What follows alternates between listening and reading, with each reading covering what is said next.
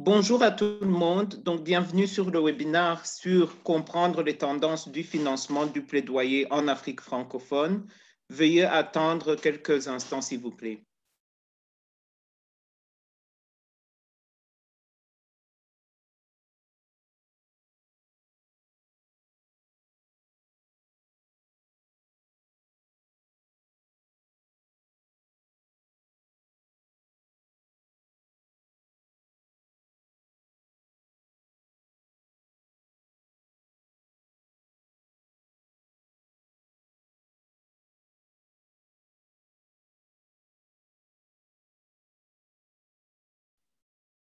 Donc, bonjour à tout le monde. On attend juste quelques minutes pour avoir le plus de participants possible. Merci.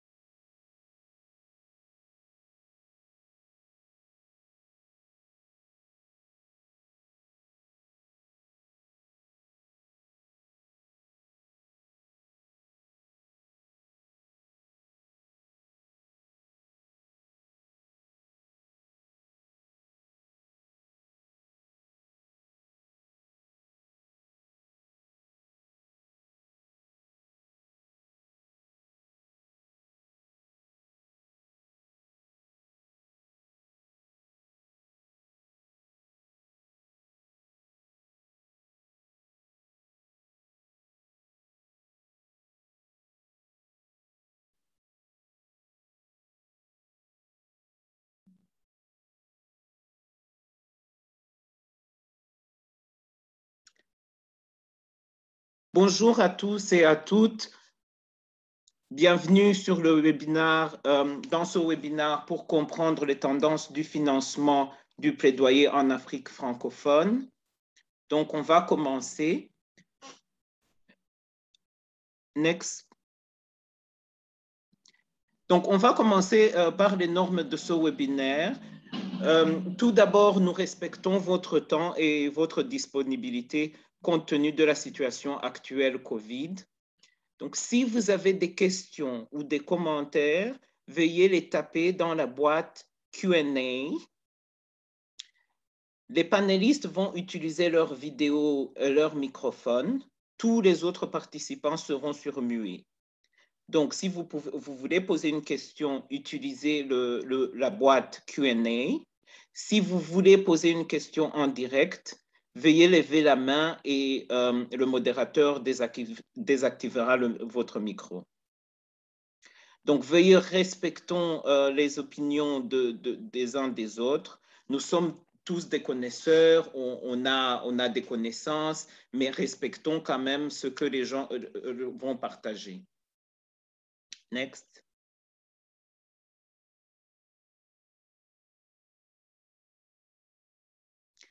Donc, juste sur les services d'interprétation, donc il y aura l'interprétation en français et en anglais. Donc, vous pouvez sélectionner la langue. Il y a l'onglet en bas où vous pouvez sélectionner la langue, où c'est marqué interprétation. Pour éviter des problèmes, une fois que vous avez sélectionné votre langue, il faut garder sur cette langue et parler dans cette langue. Les présentateurs et les autres intervenants donc, qui seront en train de parler vont activer leur vidéo seulement s'ils ont la parole. Sauf les panélistes, les autres personnes ne peuvent activer leur vidéo que s'ils ont la parole. Et vous serez sur muet et donc vous pouvez seulement parler. Si vous avez encore une fois, si vous avez une question, vous pouvez lever la main et on va activer votre micro. Next. Donc, maintenant, je passe la parole à Madame Yaye Hélène Diaye, qui est la modératrice de ce webinaire. Et bon webinaire. Bonjour à tous. Merci beaucoup, Wilson, pour ces mots de bienvenue et également pour donc, toutes les orientations en termes de logistique pour qu'on puisse discuter en toute sérénité. Alors, moi, j'ai le privilège et l'honneur de faciliter cette discussion d'aujourd'hui qui prendra 90 minutes. Je m'en vais d'abord partager le programme, l'agenda et puis après, on pourra rentrer dans le vif du sujet, tout en sachant qu'aujourd'hui, on est là pour discuter sur les tendances en ce qui concerne le financement pour les organisations de la société civile francophone qui font du plaidoyer. Donc, qu'est-ce qui se passe? Quels sont les obstacles que vous rencontrez depuis cette période dramatique que nous traversons? Donc, nous allons donc, Wilson a donc parlé des normes et moi, je vais faire une introduction rapide de ce qu'est l'accélérateur du plaidoyer. On va parler des objectifs du webinaire et donc la présentation des deux intervenantes. Et puis après, s'en suivra donc des présentations et des discussions. Nous allons essayer de faire en sorte que la discussion soit la plus animée que possible.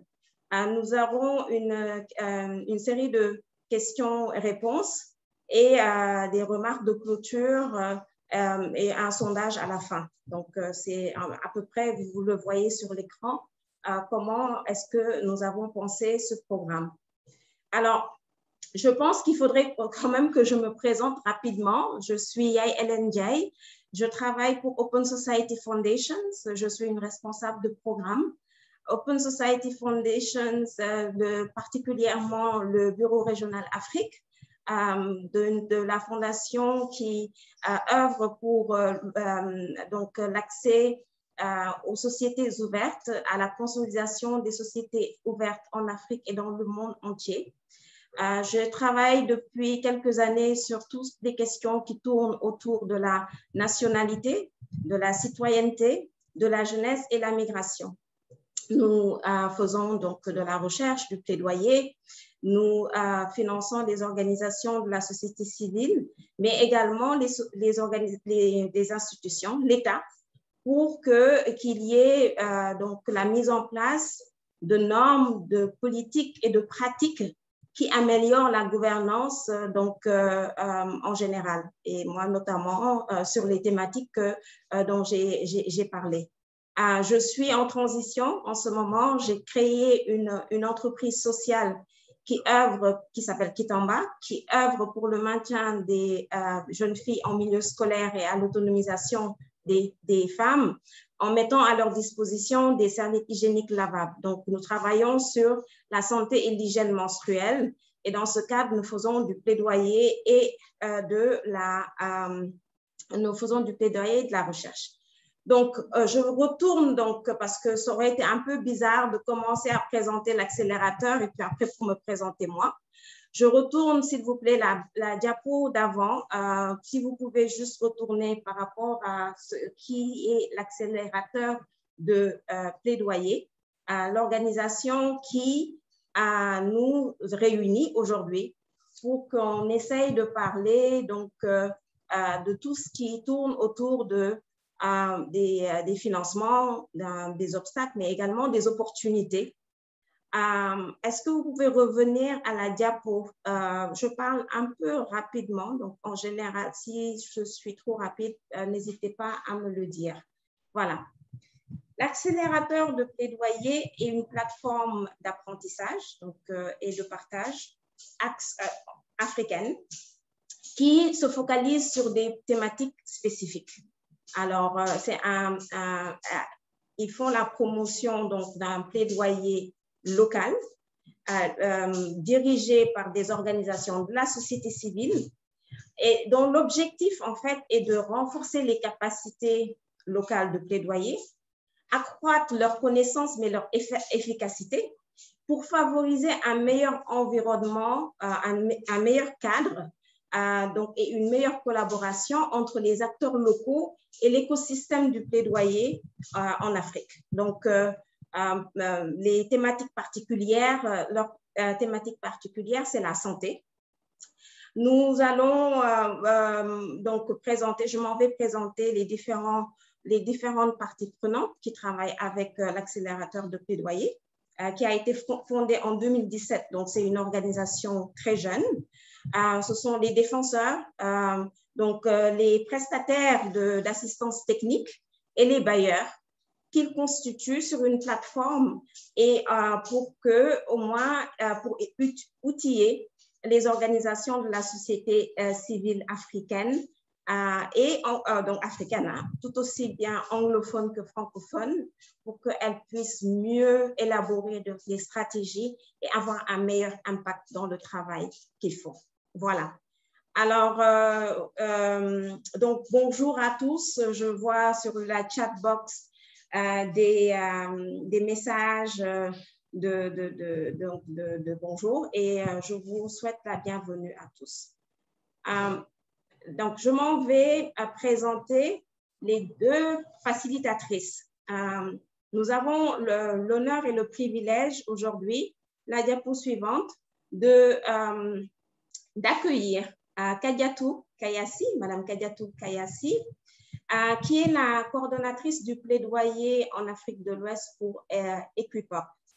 Alors, Equipop, c'est une organisation de la société civile, mais qui joue un rôle déterminant puisqu'il se positionne comme un prestataire de services.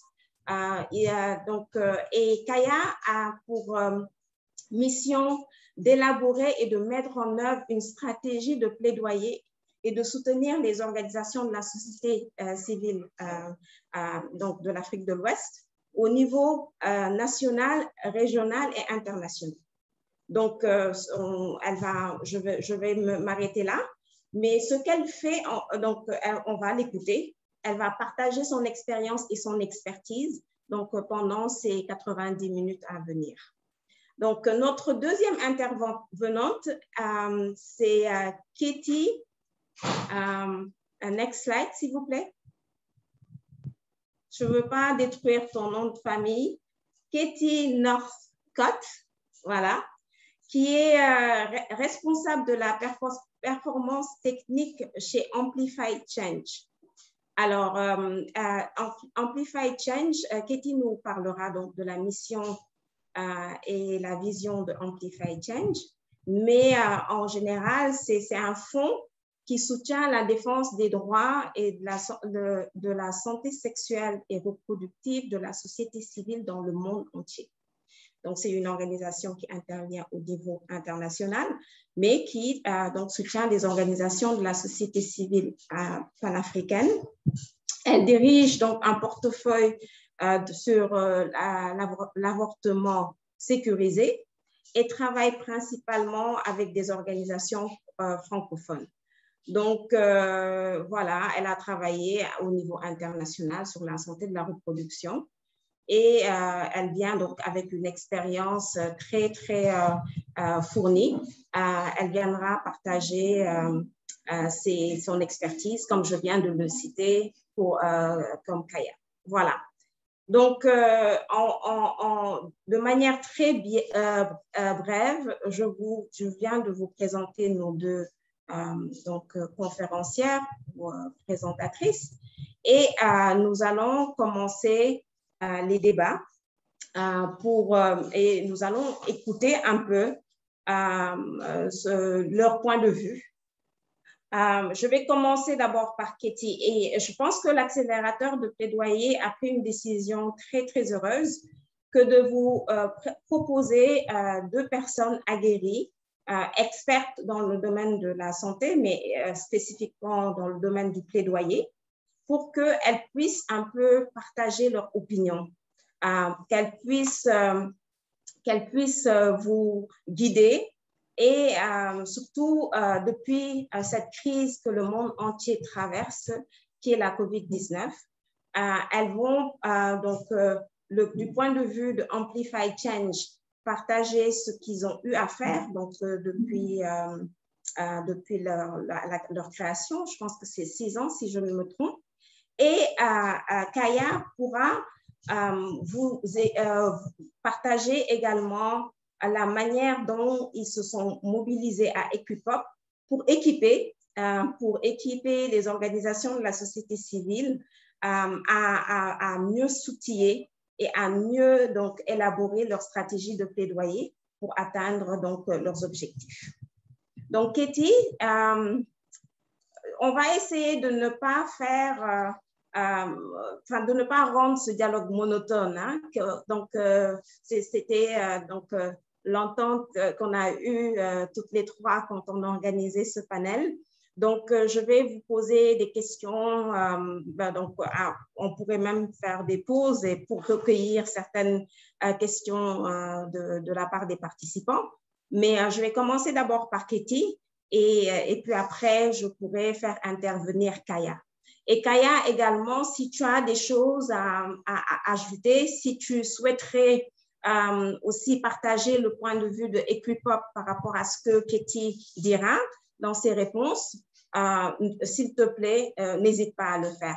On se tutoie parce que j'aime pas trop le formalisme. Donc, on va se tutoyer et soyez vraiment à l'aise pour en faire autant avec moi. Donc, Katie, comment tu vas? Je pense que tu peux... Très bien, merci. Ouais. En espérant qu'il n'y aura pas d'écho. On va essayer de garder toutes les deux notre micro allumé. Nous traversons une période très, très compliquée. On aurait pensé que cette pandémie durerait peut-être 6 mois, 1 an maximum. On se rend compte qu'il va falloir qu'on essaye de trouver des stratégies et qu'on essaye de vivre avec cette pandémie, avec ce virus qui n'arrête pas de se transformer, de se transformer. Donc, moi, j'aimerais que tu nous dises en 2 minutes qui est Amplify Change. Voilà, 2 minutes. 2 minutes. En une minute, qui est Amplify Change? Voilà. OK, parfait. Merci beaucoup à Advocacy Accelerator et Yaya et Kaya aujourd'hui pour cette conversation. Oui, donc Amplify Change est un fonds multi-bailleur qui travaille surtout en Afrique subsaharienne et Asie du Sud, donc y compris l'Afrique francophone. Et nous sommes un fonds qui finance les organisations de la société civile qui font le plaidoyer pour l'amélioration des droits et la santé sexuelle et reproductive dans leur pays et région. Et les thématiques d'intervention principales sont l'accès au DSSR pour les jeunes, l'élimination de la violence basée sur le genre, l'avortement sécurisé, l'élimination de la discrimination contre les groupes marginalisés comme les LGBTI et l'accès au DSSR pour les groupes marginalisés comme les personnes vivant avec handicap. Et aussi, parmi ces thématiques sont des autres comme l'hygiène menstruelle et l'approche positive à la sexualité. Oui, et nous existons depuis 6 ans. Et nous venons de faire une transition en organisation indépendante. Donc, ça veut dire que nous avons une nouvelle stratégie qui renforce et cible encore plus comment on peut mieux soutenir la société civile à se sentir plus renforcée et résiliente pour faire le plaidoyer pour cette thématique de la santé sexuelle et reproductive. Donc, voilà, je vais laisser comme ça. Excellent. Et Kaya, voilà. Je pense que le mot que je retiens de ce que Katie dit, c'est le fond. Je suis désolée, on va être très pragmatique, mais le fond est très important. La deuxième chose, c'est que maintenant, vous êtes indépendant, donc vous venez juste de vous structurer en une nouvelle organisation. Donc, Kaya, qui est Equipop? Tu es en mute, ma chère, tu es en mute. Voilà. Pardon, les réflexes. Equipop, qu'est-ce que je peux dire en 2 mots sur Equipop? Equipop est une organisation féministe qui est engagée sur les thématiques de droit à la santé des femmes et des filles. et plus particulièrement les droits à la santé sexuelle et reproductive. Et on est engagé depuis plus de 20 ans sur divers territoires en France, en Afrique de l'Ouest et à l'échelle internationale. Donc, avec une mission qui s'articule autour de 3 axes. On va dire, dans un premier temps, impulser des dynamiques de changement social à travers des projets conduits en étroite collaboration avec des organisations de la société civile, notamment en Afrique de l'Ouest. Mobiliser les responsables politiques, les citoyens, les citoyennes en France, en Afrique de l'Ouest, à l'international pour créer un environnement favorable et des politiques favorables aux droits humains et particulièrement aux droits des femmes. Et puis, le troisième aspect, c'est accompagner les acteurs et actrices de changement sur leur territoire au travers du renforcement de capacités. Donc, on va dire qu'on est partenaire d'Amplify, puisqu'on a une plus-value au travers de l'appui aux organisations de petite et moyenne taille, notamment en Afrique de l'Ouest, qui sont difficilement financées, et puis au réseau, puisqu'on a un très fort axe autour de l'action collective, et notamment pour impulser ces changements systémiques, on croit beaucoup en l'action collective. Voilà, très brièvement, et juste je rajoute que du coup, on a un bureau à Paris, à Ouaga et à Dakar. Voilà. Voilà, excellent. Je pense que on a tous suivi le lancement de Génération Égalité, donc qui faisait le bilan donc de Beijing après 25 ans. Le fait que de plus en plus, il y a un fonds énorme, immense, moi je trouve, qui a été mis à la disposition donc, des institutions, des organisations pour donc, accompagner les acteurs pour qu'ils puissent renforcer, soutenir les femmes en général, le féminisme en général. Je ne devrais même pas dire les femmes, hein, c'est le genre, parce que donc on peut être un homme et puis avoir donc cette tendance féministe, aider ou soutenir les organisations qui soutiennent et renforcent les capacités des femmes pour qu'elles puissent donc s'épanouir, augmenter leurs revenus, avoir droit au bien-être et à leur dignité, tout simplement. Donc, bienvenue. Katie, j'aurais voulu que tu partages donc en quelques mots, pendant 2 ou 3 minutes, une petite réflexion par rapport donc, à vos différentes interventions depuis votre création, donc ces 6 dernières années, et également depuis 2020. Est-ce que tu pourrais un peu partager donc, tes observations donc, spécifiquement à Amplify Change, mais aussi partager ce que tu as pu observer sur le terrain en tant qu'acteur de changement, actrice de changement. Oui, ok, merci. Oui, oui, donc Amplify Change a été créé avec les valeurs qui étaient vraiment focalisées sur le fait d'être un bailleur flexible, responsif, transparente, mené par la demande et accessible. Et donc, depuis 2015, ce sont ces valeurs que nous avons mises en place et que nous avons vraiment suivies. Mais c'était vraiment avec le COVID-19 qu'on a vu que, en fait, c'est encore plus important de renforcer ces valeurs pour mieux soutenir les organisations de la société civile. Et surtout parce qu'on a vu, bien sûr, avec le COVID-19, même quelques années avant, il y a une baisse dans le financement pour le plaidoyer, mais surtout dans notre domaine de la santé sexuelle et reproductive et les genres plus généralement. Mais avec le COVID-19, le financement continue à diminuer, on peut dire. Et nous avons fait un petit sondage avec les partenaires que nous finançons Et nous avons demandé d'où est-ce que vous cherchez vos financements. Et la moitié des financements cités, c'était en fait de la part du secteur philanthropique, donc c'est-à-dire les ONG, les fondations, le secteur privé, les choses comme ça. Et les autres sources, comme les bilatérales et multilatérales, le gouvernement, sont plus difficiles à accéder.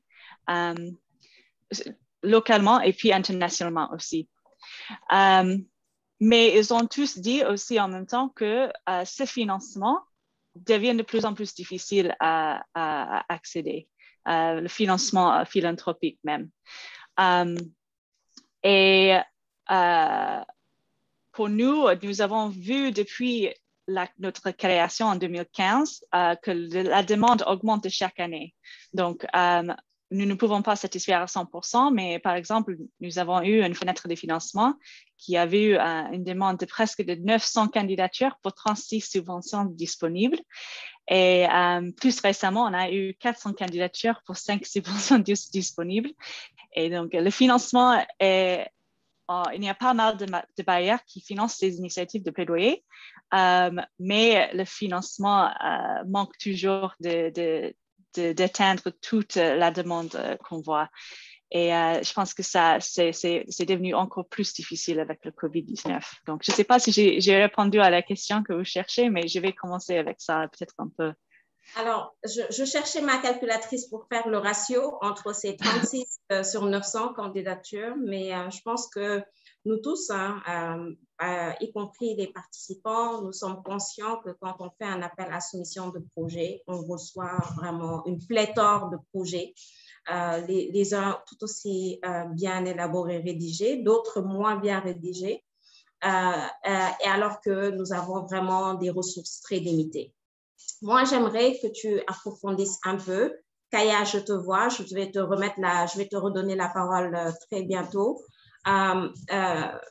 J'aimerais que tu approfondisses parce que, effectivement, les organisations multilatérales ou bilatérales ont peut-être plutôt tendance à travailler avec les institutions ou les gouvernements ou en tout cas les organisations de la société civile qui travaillent à un niveau sur le terrain n'ont peut-être pas facilement accès à ces structures.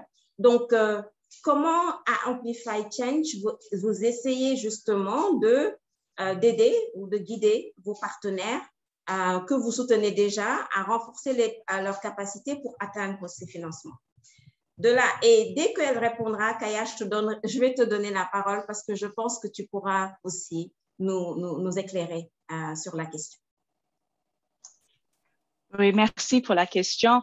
Oui, pour nous, chez Amplify Change, nous comprenons que le financement, les coûts de base, les coûts opérationnels, les coûts de renforcement organisationnel sont des aspects qui sont, même les coûts de personnel, sont des aspects qui sont très importants à fournir aux organisations de la société civile.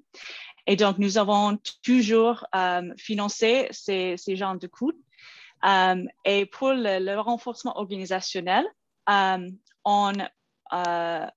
on dit aux organisations qu'ils peuvent mettre même jusqu'à 40% de leur budget soumis à Amplify Change pour soutenir le renforcement des capacités et le renforcement de l'organisation elle-même. Parce qu'on comprend que de bien faire le travail, il faut les organisations qui sont stables, qui sont résilientes, qui peuvent continuer à gérer leur travail et leur but. Et donc, nous donnons l'opportunité aux organisations d'intégrer ces coûts dans leur budget. Et même avec les budgets en général, on reste toujours très flexible. Donc, si par exemple, nous, on comprend bien, surtout avec le plaidoyer, ce n'est jamais une ligne droite. On sait tous que le plaidoyer, ça peut errer quelque part s'il y a un changement politique ou mondial comme le COVID-19. Et donc, nous avons dit, OK, on est flexible. Si vous voyez qu'il y a quelque chose qui aura un impact sur le plan que vous avez établi au début du projet, venez discuter avec nous. On peut vous permettre de changer un peu les budgets, un peu le plan de travail. Avec le COVID, on a même dit que vous pouvez allouer plus de fonds aux choses comme les laptops, par exemple. Quand tout le monde a dû commencer à travailler au bureau, à la maison, nous avons dit, bien sûr, utilisez les fonds pour acheter les laptops, le crédit Internet, même les matériaux hygiéniques pour protéger le personnel s'ils décident de faire le travail sur le terrain pendant ce temps-là. Et donc, pour nous, c'est vraiment une combinaison entre laisser les fonds disponibles pour soutenir le développement de l'organisation, pour laisser les organisations décider quelles sont les choses qu'ils veulent faire pour encore renforcer leur organisation, et aussi de rester flexible dans le budget pour permettre assez de temps, de flexibilité, de changer les choses si on a besoin. Alors, Katie, je me permets de faire une petite brèche parce que je reçois des messages sur le chat et apparemment, mais ça c'est technique, hein, il y a des problèmes, il y a des gens qui ont des problèmes avec l'interprétation en anglais. Donc, je veux juste alerter Wilson si Wilson pourrait aider, mais il y a des problèmes. Il y a un des participants anglophones qui a du mal à suivre la conversation. J'ai des questions, hein. Il y a même des questions dans la chat box, Katie, qu'on adresse directement à Amplify Change. Donc, je reviens vers toi dans 5 minutes sur cette question parce que j'aimerais entendre des chiffres. Moi, j'aimerais vraiment que vous nous éclairiez par rapport à cette l'ouverture et aux capacités de financement d'Amplify Change vis-à-vis des organisations de la société civile. Kaya, tu voulais intervenir, donc je te donne la parole et puis après, je te poserai certainement une ou deux questions. Vas-y. Oui, rapidement. Je voulais juste rebondir par rapport à ce que tu mentionnais sur l'impact du Covid à la fois sur le financement et par rapport à nos thématiques. En fait, ce qu'on voit, c'est qu'à chaque crise, les droits fondamentaux sont menacés, particulièrement les droits des femmes. Ce qui a pour conséquence que tout ce qui est soutien aux mouvements qui promeuvent les droits voit leur financement réduit. Et ce qu'on peut observer, c'est que les financements sont réorientés, probablement à juste titre, vers des fonds d'urgence et notamment les supplies, et pas forcément sur tout ce qui est action autour du plaidoyer et changement systémique.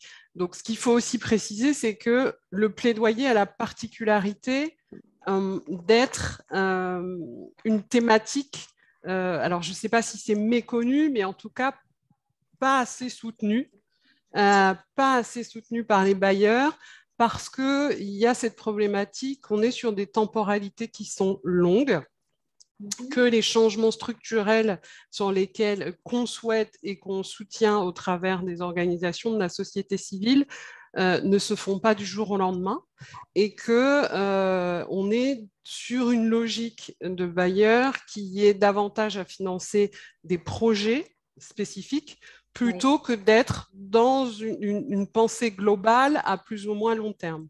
Donc, ce qui est intéressant dans ce qu'a présenté Katie, c'est qu'Amplify est un bailleur assez particulier.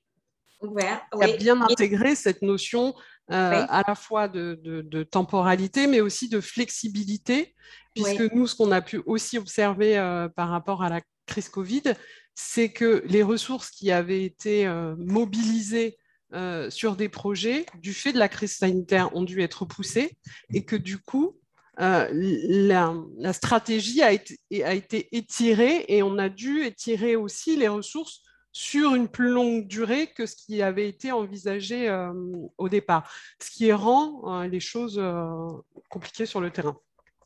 Absolument, mais le monde s'est arrêté en 2020. Est-ce que c'était une décision très bien réfléchi ou pas, mais le monde s'est arrêté. Mais il y a deux choses que tu viens de dire qui retiennent mon attention. Donc, l'une, c'est l'innovation, donc la créativité que Amplify Change a ramené donc sur le terrain. Le savoir-faire ou le cœur de métier d'Equipop. Et j'aime bien ce cœur de métier que je dis parce qu'il n'y en a pas beaucoup, Kaya, d'organisations qui soutiennent des organisations ou en tout cas qui essayent de renforcer leurs compétences. Et il y a aussi également un point que tu as évoqué qui est très important, c'est ce gap en termes de capacité pour faire du plaidoyer ou la compréhension du plaidoyer dans notre écosystème francophone, c'est assez compliqué.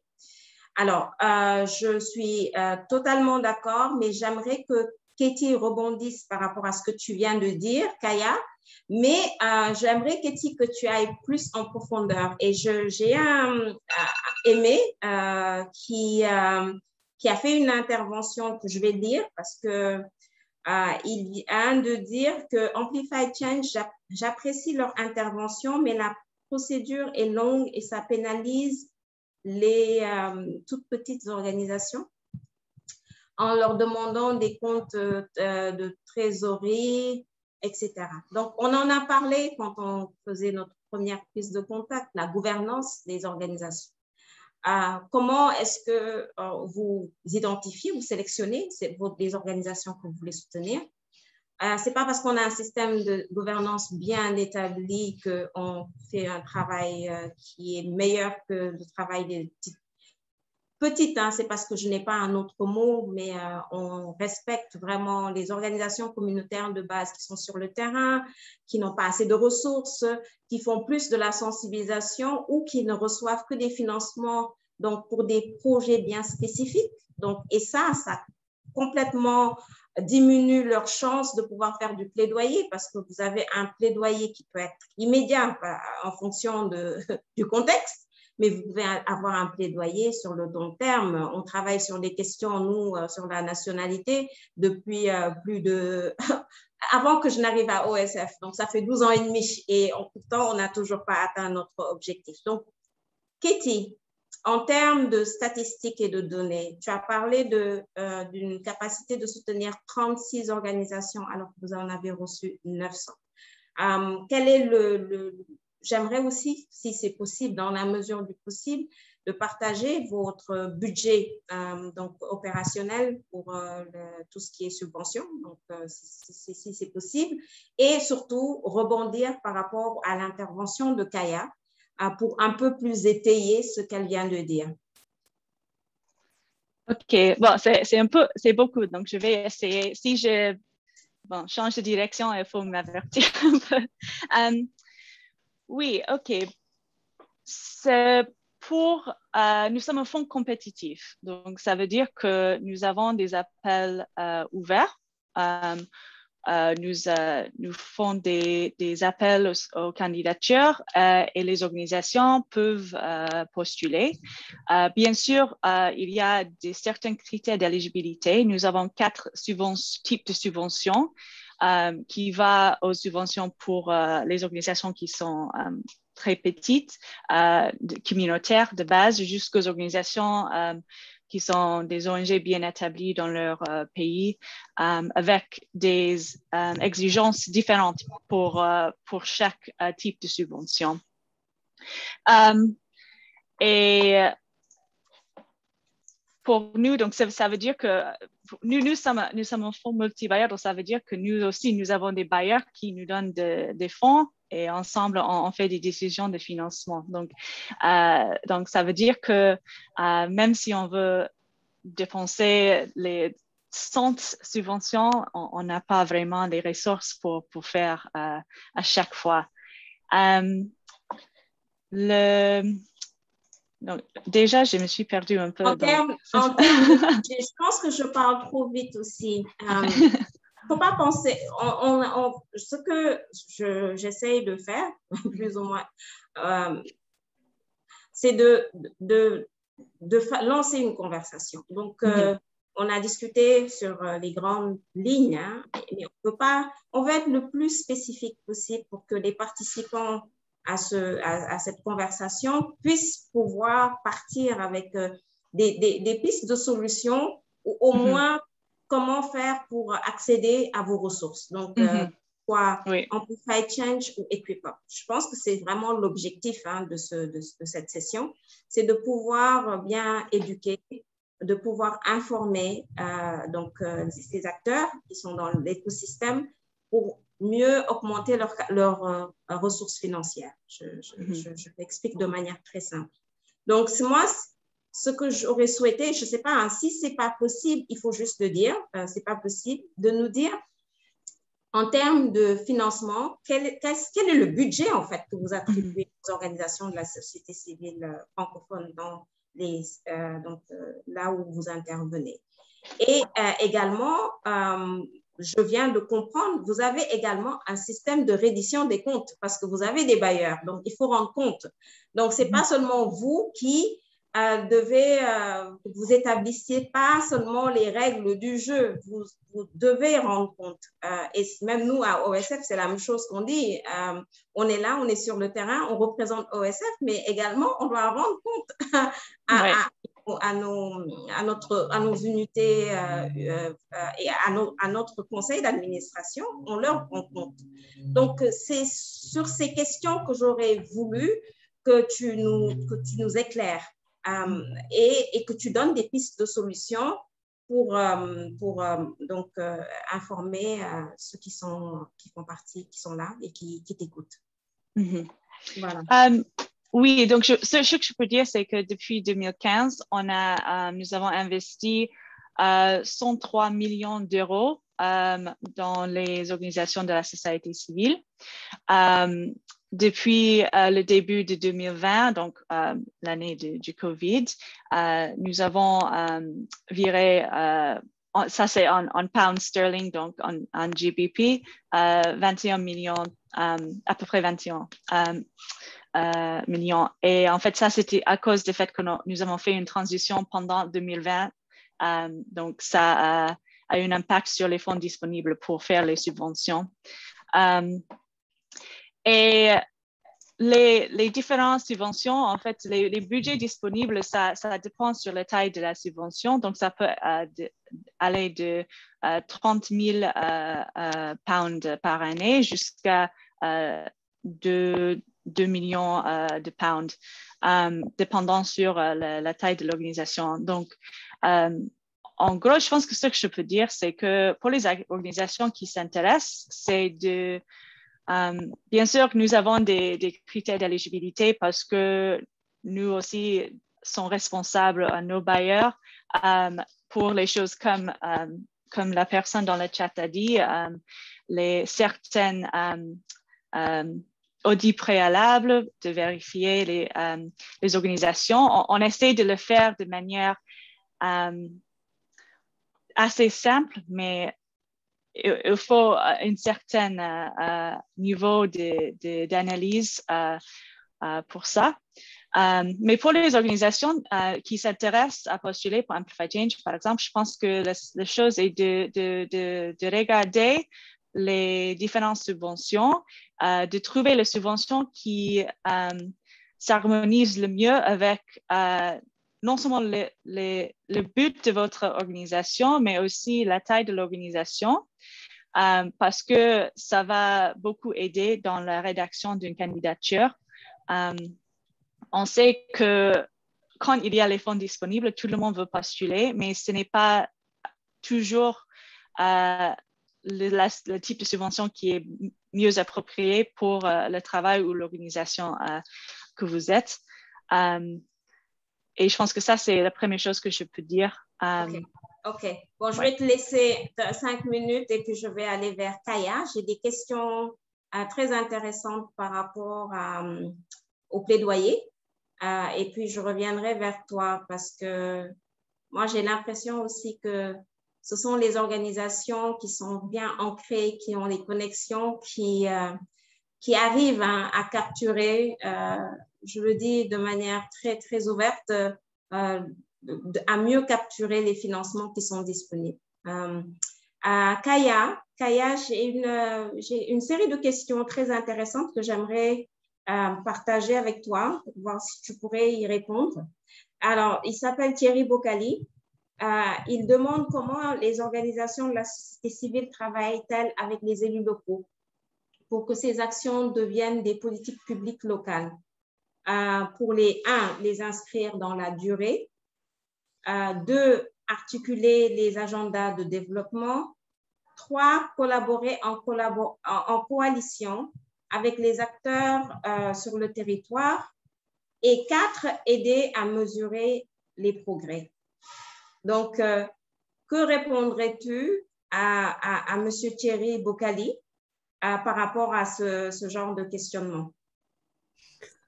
Grand questionnement. Énorme, énorme. Moi, je pense que c'est la stratégie qui te demande. Voilà, en fait, c'est-à-dire que c'est vraiment une stratégie globale, multi-acteur, multi-actrice. C'est difficile de répondre de manière synthétique comme ça à cette question, mais je crois qu'il y a déjà à la base un enjeu de vulgariser la connaissance, de compréhension des enjeux, de compréhension du cadre légal, parce que en termes de plaidoyer, il y a aussi nos États d'Afrique de l'Ouest, je vais parler spécifiquement d'Afrique de l'Ouest, ratifient un certain nombre de textes internationaux qui ne sont pas effectifs dans nos législations nationales. Et c'est tout l'enjeu du plaidoyer de faire en sorte que ces textes aient réellement une effectivité. Mais avant de pouvoir arriver à cet objectif-là, il y a la question de pouvoir vulgariser ces textes. C'est comment on fait en sorte de faire savoir, déjà de vulgariser la connaissance, de partager cette information et la maîtrise de l'information pour que les dirigeants, alors là on prend l'échelle communale, puissent avoir une meilleure maîtrise des enjeux sur les questions des SSR, des enjeux aussi relatifs à l'amélioration de l'état de santé des femmes et des filles, le progrès vers l'égalité. Ben voilà, il y a toute une stratégie à la fois temporelle, à la fois d'étapes, de partage de connaissances et de mobilisation des divers acteurs avec différents leviers.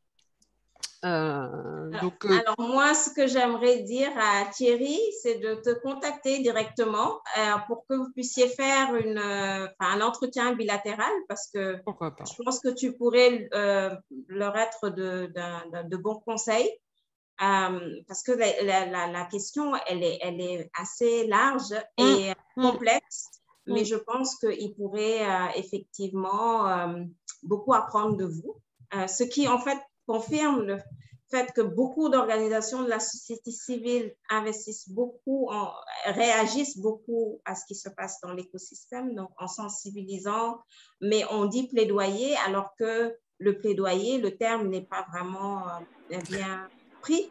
En fait, il faut vraiment intégrer le plaidoyer au-delà de la mobilisation sociale et politique. Il y a cette volonté de changement structurel, c'est-à-dire de pouvoir faire en sorte que le cadre législatif et l'effectivité des droits puissent être réalisés. Donc, il y a forcément un axe autour du droit, en fait. Et les droits humains fondamentaux, c'est essentiel d'avoir cette approche-là, notamment sur les droits à la santé sexuelle et reproductive, parce que c'est fondamental et c'est ce qui fera avancer les choses.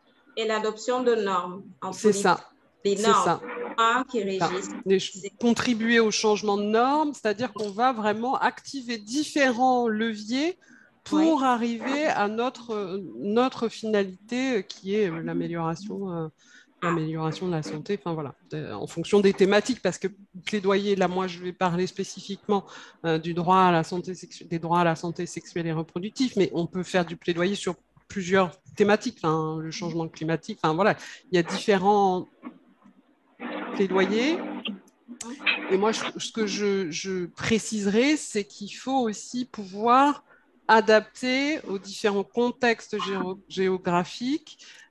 Si on revient sur la question des financements et du soutien aux organisations, c'est la diversité qui fait la force et qui va pouvoir redynamiser un écosystème et faire en sorte qu'on arrive à ces principes féministes globaux à appliquer. Alors, Amadou a levé la main. Je vous voyais, hein, je suis désolée, mais je ne pouvais pas interrompre Kaya. Donc, s'il vous plaît, vous pouvez prendre la parole. Je peux vous demander juste d'allumer votre écran et de poser votre question.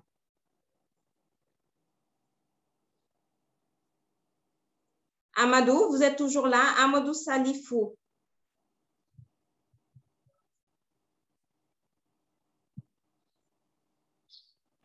Allô? Oui, Amadou. Oui, bonjour. Bonjour, allez-y, posez votre question. Donc, ma question est de savoir si ils interviennent aussi au Niger, parce qu'ils ont cité les pays qu'ils interviennent dans les pays d'Afrique de l'Ouest. Précisément, quels sont les pays d'Afrique de l'Ouest où ils interviennent? Est-ce que notre pays, le Niger, fait partie? Merci. Alors, allô? Oui, je ne sais pas si c'est pour Equipa ou pour... je peux répondre? Réponds d'abord et puis après Kéti répondra. Donc, on intervient dans plusieurs pays d'Afrique de l'Ouest, dont le Niger. On intervient Sénégal, Côte d'Ivoire, Bénin, Burkina Faso. Qu'est-ce que je n'ai pas cité?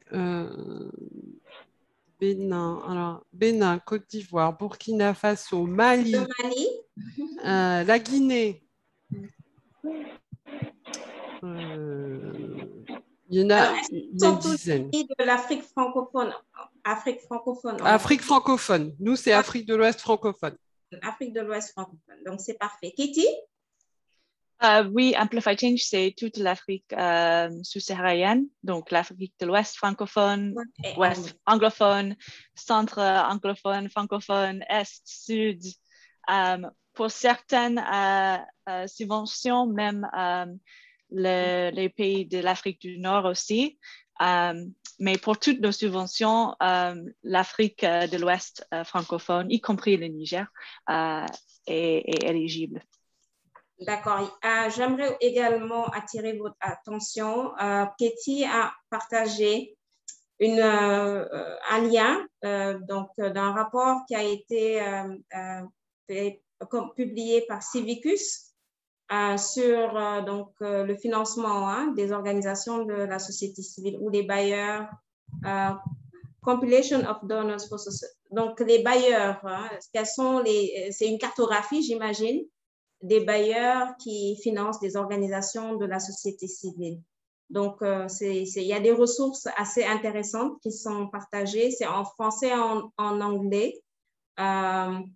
Oui, ce sont les bailleurs pour la société civile. Donc, essayez de copier-coller. Kéti a partagé également le lien d'Amplify Change. Et voilà, je voulais souligner ça.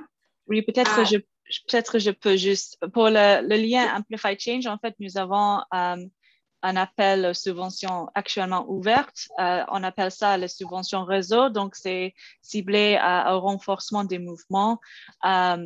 Et je pense que Wilson a mis le lien dans le boîte chat pour en savoir plus sur cette opportunité s'il y a les gens qui s'intéressent. D'accord. Alors, j'ai une autre question qui est très intéressante. Kaya, tu voulais dire quelque chose? Parce que je vais poser cette question. Oui, pardon, juste, je voulais répondre parce que je vois que Aimé a demandé si il n'y avait pas le Togo. Non, malheureusement, il n'y a pas le Togo encore dans notre... on a un seul projet, je crois, au niveau du Togo, et juste réagir par rapport à ce que Kéti présentait sur les subventions réseau. Il y a un réel enjeu, je pense, notamment en Afrique de l'Ouest, à dynamiser l'action collective et le travailler ensemble pour impulser les changements. Et c'est ce sur quoi nous, on est très, très engagés au travers du réseau Alliance Droit et Santé qui réunit 21 organisations d'Afrique de l'Ouest francophones qui interviennent notamment sur les questions des SSR ensemble et qui ont été co-leaders de la coalition des SSR au FGE. C'était la seule organisation de la société civile d'Afrique de l'Ouest francophone. Et le réseau des jeunes féministes d'Afrique de l'Ouest, qui réunit des activistes, là pour le coup féministes, de 8 pays d'Afrique de l'Ouest, qui, pareil, étaient mobilisés sur le Forum Génération Égalité, mais qui aussi agissent sur leur territoire pour impulser des changements en matière de droit et beaucoup interviennent notamment sur les questions liées aux violences basées sur le genre, entre autres, et les dynamiques féministes. Oui, alors là, je vais rebondir, Kaya, parce que, en fait, ça interpelle une question que je m'apprêtais à te poser par rapport aux solutions innovantes. Bon, on a parlé de Amplify Change beaucoup, mais là, tu viens de parler de cette coalition ou de ces coalitions qui travaillent ensemble donc, pour avoir un meilleur impact. Est-ce que tu pourrais un peu plus approfondir par rapport à parce que nous aussi, on a eu à travailler avec des coalitions, avec certains, tout en ayant quelques obstacles. Comment est-ce que vous y prenez? Quelles sont les observations que tu aimerais partager avec nous? Quels sont les conseils que tu pourrais donner donc, aux organisations qui sont ici présentes? Et également, je vais te poser la question de M. Sanou Faye, Pape Sanou Faye, qui dit qu'il est chercheur et chargé de projets en plaidoyer et résilience communautaire.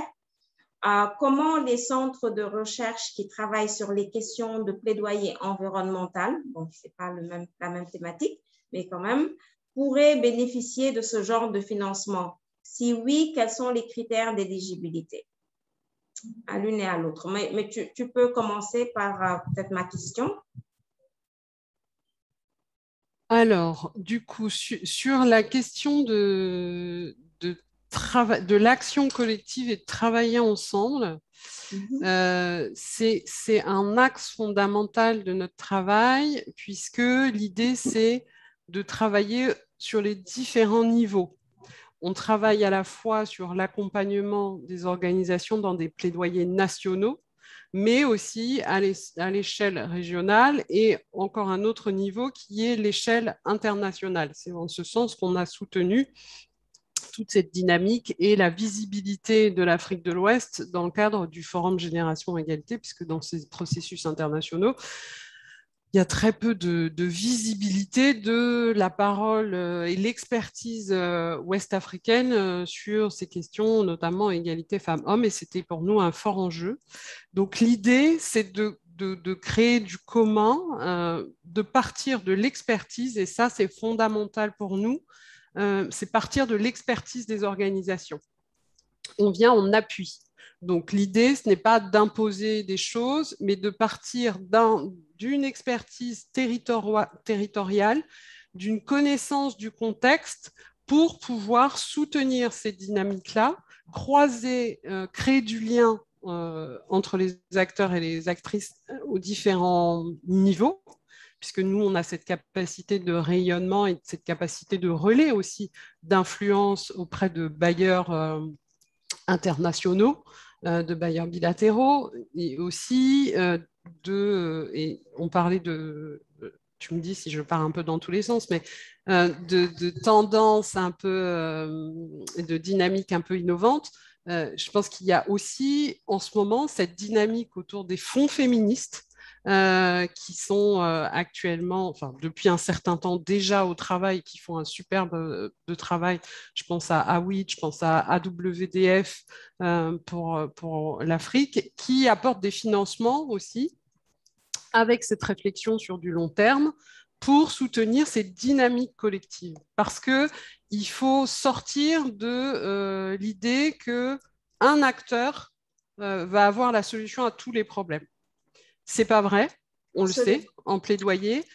C'est le faire ensemble qui fait qu'on arrive à pousser les lignes et qu'on arrive à des résultats. Donc l'action collective en plaidoyer, pour nous, elle est fondamentale. Voilà.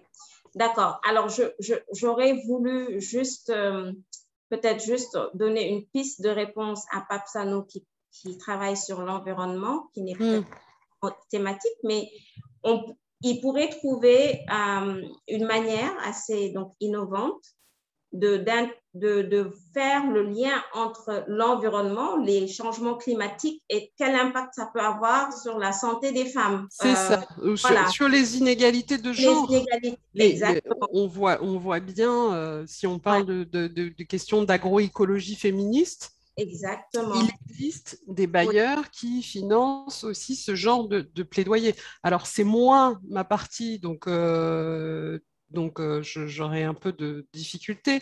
Mais si on parle de fonds comme Oziwa, je me demande s'ils n'ont pas, qui sont des fonds un peu généralistes, mais qui aussi travaillent autour de tout ce qui est justice, égalité, mais peut-être qu'il y a justice climatique. Donc, je pense qu'il faut aller viser des fonds assez généralistes aussi pour aller cibler sur les thématiques qui vous animent, en fait. Très bien. Alors, j'aimerais continuer, donc toujours avec toi, Kaya, pour te poser la question par rapport aux ressources qui ne sont pas exploitées. Il y a de l'argent, il y a des ressources. Il y en a moins que peut-être il y a quelques années, hein, elle l'a évoqué. Même avant Covid, on observait hein, dans le monde philanthropique, il y avait une diminution donc, causée par la récession économique, causée par des décisions internes de changement radical ou de diminution donc, de cet appui. Vous avez aussi l'entrepreneuriat social, les gens qui essayent de voir quels autres moyens ils ont pour développer, créer, co-créer donc, des structures. Quelles sont les ressources? On nous parle de 40 milliards de francs CFA, j'ai entendu, pour… comment? C'est même dollars. Tu peux aller jusqu'à dollars et pas francs CFA. Pas dollars, je me suis trompée. Donc, 40 milliards de dollars donc, pour tout ce qui tourne autour de Forum Génération Égalité par rapport aux fonds qui ont été levés, exactement, Kaya. Mais comment des structures qui ne sont pas très bien connues, qui sont naissantes, qui en veulent, hein, qui ont des projets intéressants, comment est-ce qu'ils pourraient accéder à ces financements? On connaît EWDF, oui, effectivement. On connaît d'autres fonds, mais comment est-ce qu'ils vont pouvoir accéder à ce genre de financement et comment changer donc, ces ressources qui ne sont pas exploitées? Comment faire pour y accéder? Alors là, pour le coup, c'est tout l'enjeu du plaidoyer qu'on a porté dans le cadre du Forum Génération Égalité, puisque on a eu une porte-parole du réseau des jeunes féministes d'Afrique de l'Ouest qui a participé à un side event aux côtés de la France et du Canada, qui sont des bailleurs bilatéraux importants, notamment sur les thématiques d'égalité femmes-hommes, puisqu'ils se revendiquent d'une diplomatie féministe. C'est tout l'enjeu, en fait, d'avoir une approche pour ces bailleurs qui soit à la fois des grands financements qui répondent à des critères déjà existants, on va dire les critères des grands bailleurs, mais aussi d'avoir des financements qui soient plus flexibles dans un dialogue et une confiance dans la capacité des organisations de la société civile à pouvoir les porter et définir leurs propres priorités de plaidoyer. Donc, c'est le plaidoyer qu'on a poussé pour des financements flexibles, durables, basés sur l'expertise. Et c'est, je vais dire, tout l'enjeu qui va être dans le suivi du post-FGE. C'est-à-dire qu'à ce stade, on est sur des déclarations d'engagement. Et nous, ce qu'on veut, comme d'autres organisations féministes que j'ai citées, AWID, AWDF et j'en passe et d'autres, je ne les citerai pas toutes, mais c'est qu'aujourd'hui, il y ait au-delà des discours l'intégration que ces financements doivent aussi aller vers des plus petites, et encore une fois, comme tu le disais, ce n'est pas péjoratif, mais expertes aussi de leur contexte et de leur territoire, aller à un autre type d'organisation. Et pour ça, il faut changer à la fois les rapports de pouvoir et être sur une redevabilité commune. On en a brièvement parlé tout à l'heure, Katie en a parlé, mais la redevabilité, elle se fait à tous les niveaux, en fait. C'est nous vis-à-vis de nos bailleurs, les organisations vis-à-vis du bailleur, mais du bailleur vis-à-vis des organisations de la société civile. Et Hewlett, je rebondis, est un bailleur intéressant par rapport à ça, parce que toute cette question des rapports de pouvoir est aussi intégrée dans la stratégie de financement. Donc, ça va être un grand point de vigilance, c'est-à-dire faire en sorte que ces financements, ces 40 milliards, aillent vers d'autres types d'organisations. Et ça, nous, on s'y engage en tant qu'organisation internationale, et c'est le travail qu'on va essayer de mener, mais c'est aussi le travail que vont mener des organisations de terrain, comme je le disais, en réseau, comme le réseau Alliance Droit et Santé, qui était quand même co-leader de la coalition et qui va aussi pouvoir suivre ce suivi des engagements post-FGE en termes de DSSR, et le réseau des jeunes féministes qui déjà est au travail, puisqu'il y a encore 10 jours, nous étions en atelier à Dakar pour essayer de réfléchir à comment, notamment par rapport aux engagements ouest-africains, parce qu'il y a quand même 6 États d'Afrique de l'Ouest qui se sont engagés sur la thématique des DSSR en termes d'objectifs d'éducation à la vie familiale, c'est-à-dire l'éducation complète à la sexualité, la planification familiale, l'accès aux services, l'augmentation de l'âge de mariage. Enfin voilà, il y a quand même des enjeux importants sur lesquels les États africains se sont engagés dans le cadre du FGE. Et il faut s'assurer aujourd'hui, et c'est notre rôle de société civile, de suivre ces engagements-là et de voir leur effectivité. Mais il y a déjà les faire connaître, parce que voilà, moi-même, je me suis rendu compte en accompagnant le réseau des jeunes féministes qui est déjà bien impliqué dans le processus, que certaines n'avaient pas connaissance des engagements pris par leurs États, parce qu'ils ne sont pas vulgarisés. La connaissance, l'éducation, c'est très important. Je vais donner la parole à Thérèse et puis après, je poserai une question à Katie. Mais merci beaucoup, Kaya. Thérèse Zalé, excusez-moi si j'ai mal prononcé votre nom. Vous pouvez prendre la parole. Oui, merci beaucoup. Je remercie les organisateurs pour cette réunion si riche et importante en informations.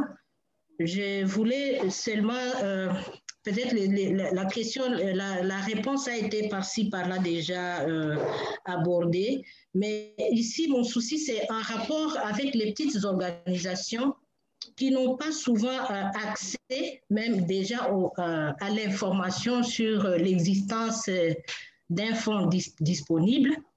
Donc déjà, le problème d'information, mais des deux, c'est aussi toute la problématique dont vous avez parlé tout à l'heure là, où il y a des exigences par rapport aux critères d'éligibilité.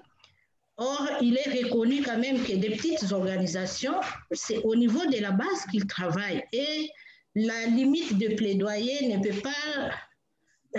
il n'y a pas une limite, disons, qu'on peut donner au plaidoyer. Il y a des plaidoyers qui peuvent être adaptés à un contexte spécifique par rapport aux problèmes spécifiques situés dans une zone ou région quelconque.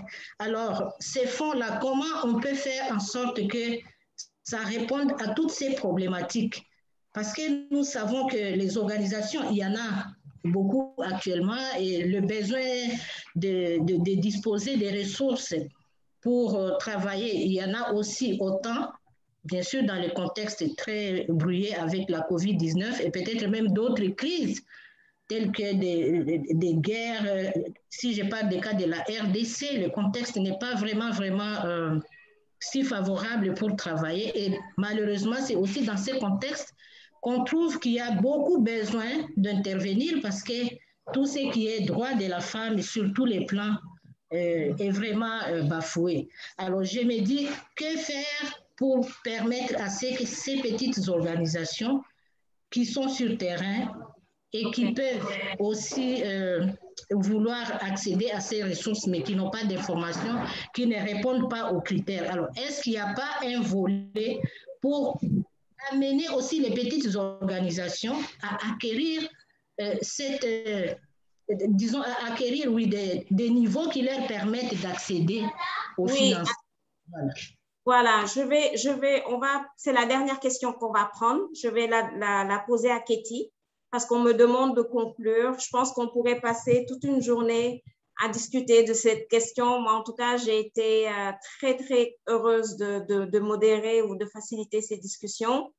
Katie, est-ce que tu pourrais en 3 ou 4 mots, en tout cas très rapidement, parce que Thérèse l'a dit, hein, sa question a déjà été, il y a eu des débuts de réponse, mais il y a 2 personnes qui t'interpellent par rapport aux critères d'éligibilité, donc j'aimerais bien que tu en parles pour recevoir des financements, mais de manière très rapide parce qu'ils peuvent accéder aux liens.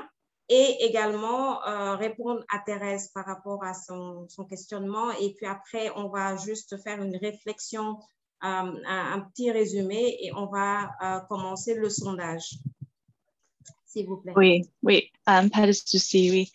Donc, sur la question de comment est-ce que les petites organisations peuvent accéder aux informations sur le financement, en fait, ça, c'est une question que nous nous posons aussi parce que nous savons qu'il y a beaucoup d'organisations avec beaucoup de potentiel d'être candidates pour une subvention Amplify Change qui ne nous connaissons pas. Donc, nous savons que il n'y a pas tout le monde qui connaît Amplify Change et comment postuler, comment trouver les informations sur nous. Donc, nous avons essayé avec nos approches de quelques subventions de trouver des approches nouvelles à essayer d'atteindre ces organisations. Donc, par exemple, nous avons lancé un nouvel type de subvention qui s'appelle subvention partenariat. Et en fait, avec cette subvention, l'idée est de faire un partenariat avec une organisation basée dans un pays ou une région qui est une organisation assez bien établie, mais qui a un réseau ou qui a un état plus profond que nous ici en Angleterre. Et donc, l'idée, c'est que nous allons donner des fonds à cette organisation qui vont ensuite faire les appels à subventions, mais en accédant des organisations que nous ne connaissons pas et qui ne nous connaissent pas. Et donc, on espère qu'avec cette approche de plus de réseautage et de partenariat, qu'on peut essayer de commencer à avoir ces organisations qui peuvent recevoir des financements de notre part. Avec les choses comme les exigences, comme j'ai dit avant, oui, on essaie d'être le plus simple que possible avec les différents types de subventions, mais aussi chez Amplify Change, on a créé un peu de processus où s'il y a quelque chose, par exemple, qui manque, donc peut-être il y a un bailleur de nous qui demande qu'il y a telle politique qui doit exister dans l'organisation à cette taille pour recevoir des fonds. Donc, si cette politique n'existe pas, nous, on donne du soutien de notre équipe sur comment on peut rédiger une telle politique pour le préparer avant de recevoir les fonds. Et comme ça, on essaie d'utiliser ce processus d'exigence, surtout financière, comme une opportunité de renforcement organisationnel. Et donc, nous avons créé en fait quelques ressources pour essayer de soutenir ça encore plus. Oui. Et donc, je vais partager les liens dans le boîte chat. Et je suis vraiment désolée. Oui, Kaya, je suis désolée. Tu voulais dire un mot? Deux secondes. Nous, notre stratégie, justement, pour pouvoir soutenir, c'est d'aller ensemble avec les organisations, nos organisations partenaires sur la mobilisation de ressources, encourager les organisations avec qui on travaille à aller chercher des ressources, notamment en consortium, sur des appels à projets qui renforcent, chacun met sa force et sa pierre à l'édifice, et travailler autour de justement cette capacité et le développement organisationnel, à la fois par l'assistance technique et renforcement autour de compétences spécifiques sur gestion budgétaire. Enfin voilà, ça peut être en fonction des besoins de l'organisation, mais toujours partir des besoins formulés par les organisations de terrain. Bon, l'accélérateur de plaidoyer, je pense qu'on n'a pas eu assez de temps. On pensait que 90 minutes, ce serait trop pour cette conversation. Katie et Kaya, quand on a fait notre première discussion, et là, on voit qu'on n'a pas eu assez de temps. Donc, j'aimerais juste surligner 3 ou 4 points qui ont été évoqués, qu'il y a toujours des fonds disponibles. C'est important de le dire. 2, la coalition, consortium, travailler ensemble, chercher des fonds ensemble, apprendre ensemble pour influencer. Ce n'est pas possible de faire du plaidoyer tout seul. Kaya l'a dit à plusieurs reprises. Katie est à votre disposition, Kaya est à votre disposition, donc n'hésitez pas de les contacter. Je rends la parole à Wilson. Je suis désolée d'avoir, je pense que j'ai essayé de gérer le temps comme je l'ai pu. Mais Wilson, je vous redonne la parole en espérant que les ressources qui ont été partagées sur le chat seront mises à la disposition des participants. Je vous remercie. Merci beaucoup, Yael, et merci à tout le monde. Et merci pour des discussions vraiment très, très riches. Comme Yael vient de le dire, on pense toujours que dans 1 heure, 1 heure et demie, on a assez de temps pour terminer, mais avec des discussions comme ça, c'est impossible de terminer. Donc, je remercie les panélistes, Madame Yael. On va continuer à se tutoyer comme on s'est tutoyé. Donc, Cathy et Kaya, merci, vraiment un grand merci. Maintenant, on va rapidement faire un petit sondage. Donc, je vais demander à mes collègues de lancer le sondage.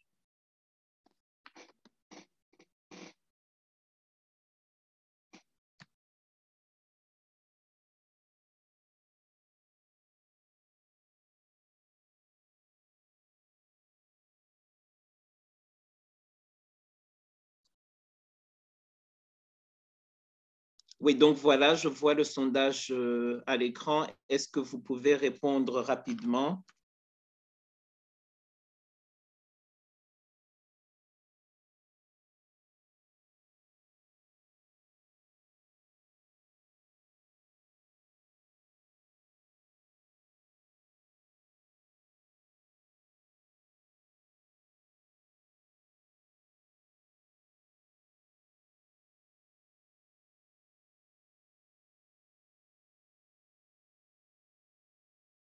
Donc voilà, donc on va conclure ce webinaire. Encore une fois, merci à tout le monde. C'est juste aussi pour souligner que ça, c'est une série de webinaires qu'on est en train de faire pour l'Afrique francophone, l'Afrique de l'Ouest et l'Afrique centrale.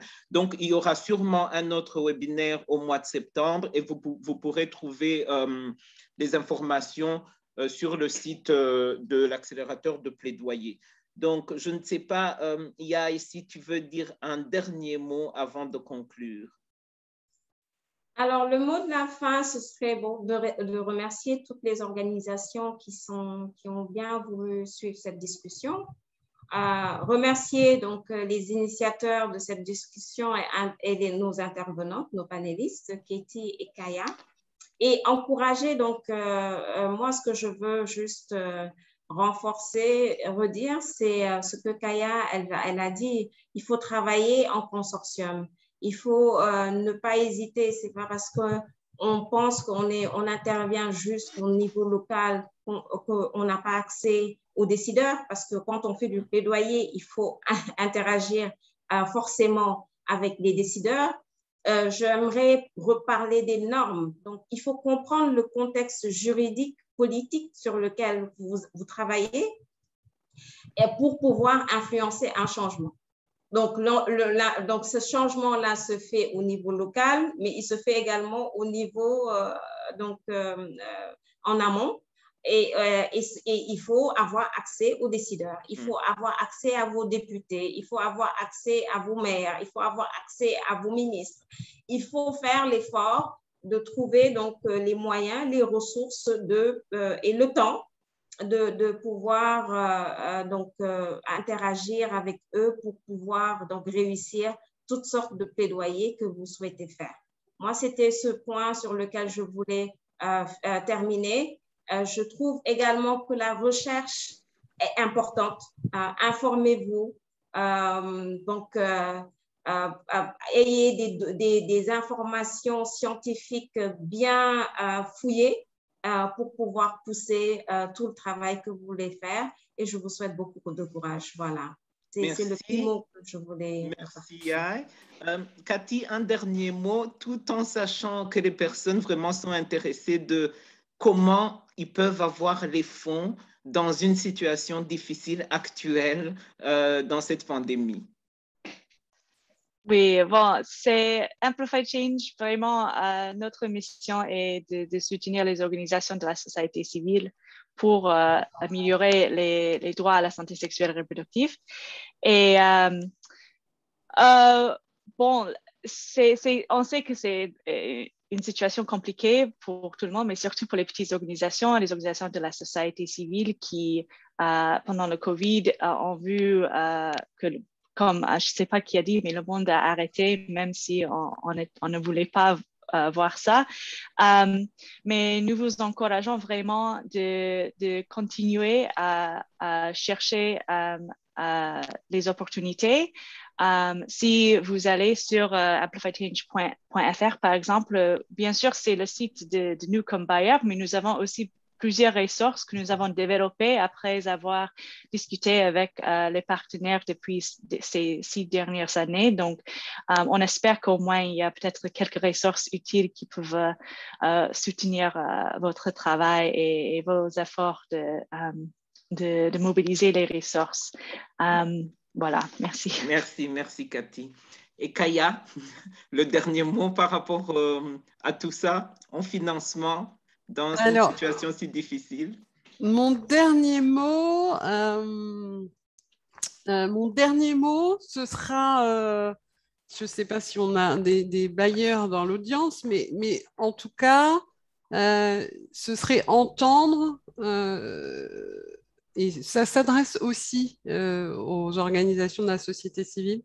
Je pense qu'il faut qu'on arrive collectivement à faire en sorte que ces questions d'enjeux de plaidoyer qui sont sur des temporalités longues, je le répète, les résultats sont attribuables à un écosystème et que c'est tous les acteurs, actrices ensemble qui font en sorte que ces changements systémiques en termes de droit à la santé, des droits à la santé sexuelle et reproductive puissent évoluer de manière positive.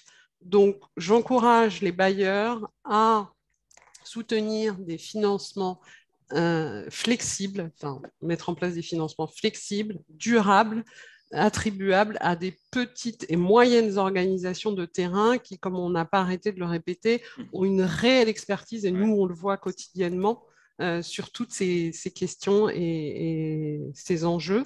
Et aux organisations de la société civile, je vous encourage à aussi vous rapprocher là, dans la dynamique post-FGE, à vous approcher de la coopération bilatérale. Il y a différents États qui se sont positionnés. Je pense qu'il faut aussi pouvoir aller saisir les opportunités là où elles sont et aller vous documenter un maximum sur les engagements pris et notamment les engagements ouest-africains. Voilà. Merci beaucoup. Et encore une fois, merci à tout le monde. Il y a beaucoup de messages vraiment de remerciements dans le chat. On vous remercie, on remercie tous les participants, on remercie les panélistes. Il y a beaucoup de personnes qui demandent si l'enregistrement, on pourra avoir l'enregistrement. Oui, dans quelques jours, veuillez s'il vous plaît regarder sur le site internet de la Advocacy Accelerator. Donc, il y aura l'enregistrement. Donc, je vous remercie et je vous souhaite une bonne journée. Merci beaucoup. Merci, au revoir. Merci. Merci.